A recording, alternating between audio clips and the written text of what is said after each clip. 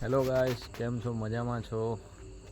તો આજે વાગી ગયા છે 12 વાગી ગયા છે ને પપ્પાની રાહ જોઈએ છે કે પપ્પાનો કોલ આવે ને મેં એમને લેવા જાઉં.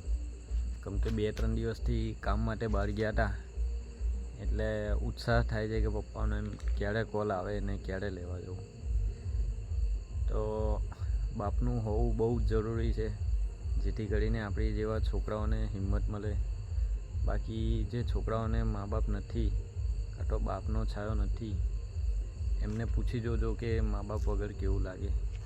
તો મા બાપ છે તો એમની કદર કરી લેજો, બરાબર. મેં તો બહુ ઉત્સાહ છું કે 3 દિવસથી મારા પપ્પા કામ માટે બહાર ગયા હતા, પણ હમણાં કોલ આવે. પપ્પાએ કીધું હતું કે મને લેટ થશે.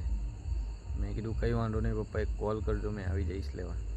તો બસ કોલની રાહ જોઉં છું અને વેઇટિંગ કરું છું કે એમનો કોલ આવે ને મેં નીકળું એમને લેવા જવા માટે. બસ મા બાપની કદર કરજો. Thank you so much. Har Har Mahadev.